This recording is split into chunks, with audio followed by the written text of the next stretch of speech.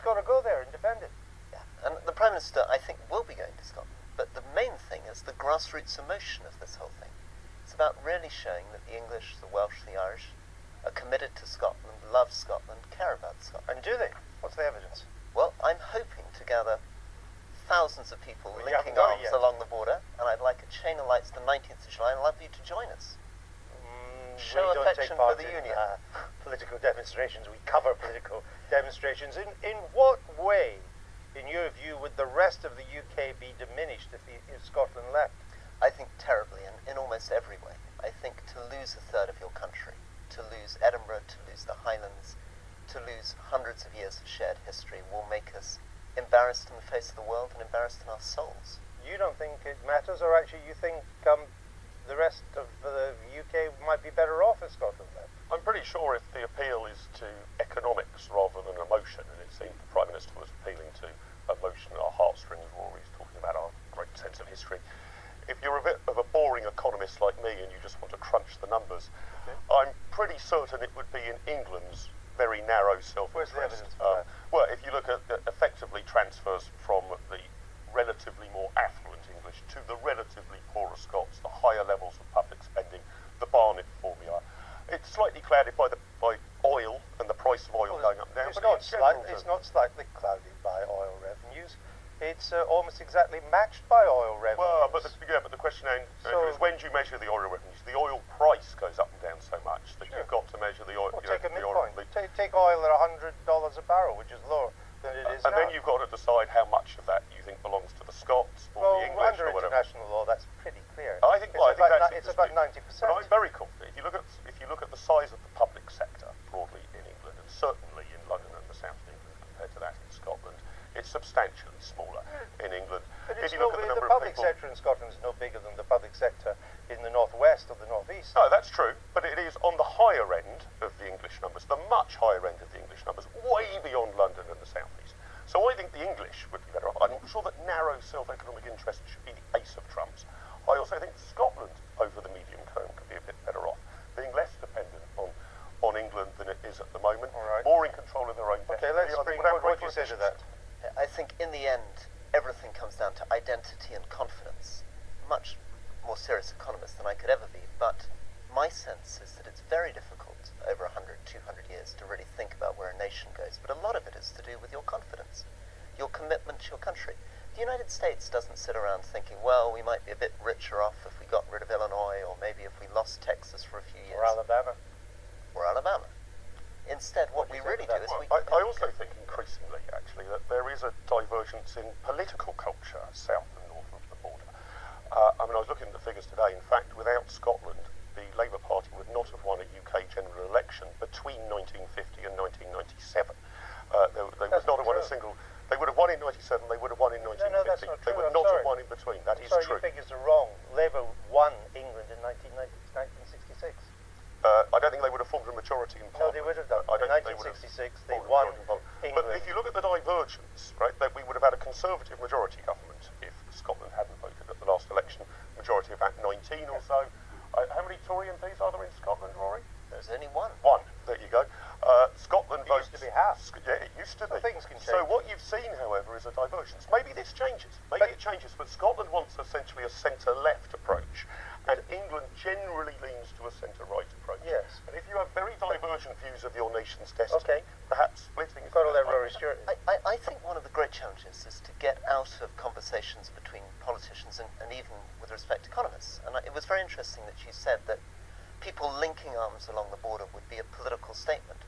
I think it's not really politics. This is the whole identity of your nation. And one of the things that's making me very troubled at the moment is that sense that no newspapers in Britain are prepared to come out for the United Kingdom. In the United States, if Texas suddenly wanted to separate, I imagine you'd get 10 million people joining arms to hold the country together. Why aren't we getting that yet? The nationalists will tell you in Scotland, there's, I think, other than the Sunday Herald, which is a very small circulation, there's not a single paper coming out for independence in Scotland. Exactly, they're remaining neutral. They're sitting on the so fence. far, they even come to a general election. The editorial endorsements don't come until a couple of days before. But this isn't like a general election. This is the whole future of the United Kingdom. It's very strange that somehow, and this is something very clever the Scottish nationalists have done, of made it seem as though this is a party political issue. It's not a party political issue.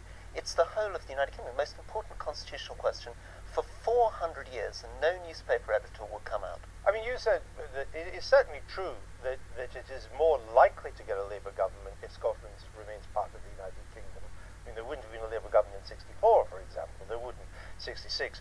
There probably wouldn't have been a majority Labour government in 2005.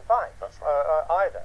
That bit's true as well. But you know, if you're a Republican sitting in Washington, you would say, well, without California and without New York and without New England and definitely without Massachusetts, we would have a permanent Republican majority. But no American's ever going to say that. But I think that the answer to why, Andrew, is really in your question, that the USA is much more dotted around like that. You're right, you could always pick the 5 states that always vote Democrat or the 5 states that always Maybe vote London Republican. and the South East should go independent. But We'd be the richest I would say if province in Europe. continually over decades and decades, for example, the Congress and the Senate was, let's say, only Republican ever because of the Texans, then I think there would be a rather different build-up. And the distinction here between two different nations is that stark.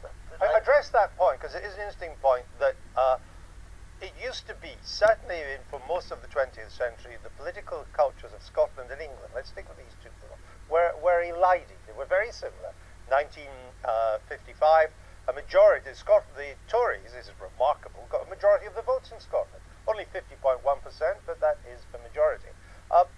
It's pretty clear that they have been going in separate directions in recent decades. Sure, absolutely. And that's true, of course, also of parts of northern England, and parts of major cities have gone in different political directions. So, yes, we've got to accept there are different national cultures. We're not denying there are different national cultures. It's one of the things that makes the United Kingdom great, is that we have that kind of diversity in argument. But I also think it would be a mistake if people fantasize that Scotland leaving would lead to a one-party government. People hate one-party governments. That would last for a few I'm not years. sure he's saying that. You're saying it's just less likely to be a Labour government. Yeah, it would be less likely, and I don't think that you should set up the constitution of your country to favour one political party or the other. That did sound like what you were saying. No, but my general observation would be that typically the English over recent decades are voting, if you like, leaning towards the centre-right, and typically the Scots are voting leaning to the centre-left. And that can cause tensions if one of them enormously out-trumps the other. When Margaret Thatcher was Prime Minister here and the Conservatives collapsed in Scotland, you got a lot of animus in Scotland about that. You potentially build up English animus if the Labour Party is winning elections or has a much bigger majority because of the Scots. Someone with a Scottish name. Exactly, I'm the borders girl in all of this. With I'm the red hair. be on both sides at once. What do you? Many centuries Let me of ask that. you this question: Yeah. Do you think it matters to how Scotland will vote if, as Mr. Cameron was urging, the English above all, let the Scots know, don't go. We don't want you to go. I think it depends, Andrew, whether he's able to put that across in a way, and I think Rory was alluding to it, as a sense that this really is something that we all feel something together about, other than nationalists who are absolutely convinced that they want out. And I noticed that the Prime Minister's tone, which was always like sort of Hugh Grant moment, wasn't it? This is a real sign of worry in number 10, that this desiccated discussion led by Alistair Darling on the fiscal pros and cons is not cutting home, it's not doing the job. So yes, I think he has to do it. I think he's got a very difficult task, because if you get up and you say as a southerner, as a conservative, please don't go, people may just say, well, why should I listen to you? However, I think if you want to hold the UK together, you have to do that. I'm sceptical about linking arms. You know, being a borders girl, the idea of linking arms with strangers across the borders is my idea of hell. But I can see that you have Borders to are put a beautiful place. They Both certainly sides of are. them. Yeah, but we don't link Both arms, sides of them. barely link arms with our own Can we sing families. Kumbaya? Can we sing Kumbaya as well? Don't worry, There it's we a bit go. hippy-dippy. But, the idea is right, if not the It's device. interesting. I mean, we've run out of time. It's interesting. A majority of the rest of the UK wants Scotland to stay. It's interesting that that figure gets higher in the north of England, where you represent. Absolutely. Just briefly. Absolutely. I'm right up on the Scottish border. I have half the English-Scottish border in my constituency. We would be heartbroken, really heartbroken. I mean, these are family, not just neighbours, but family, and we'd like them to remain that, and we want to show on the 19th of July that we feel that by linking arms. Very well. We'll fly over it.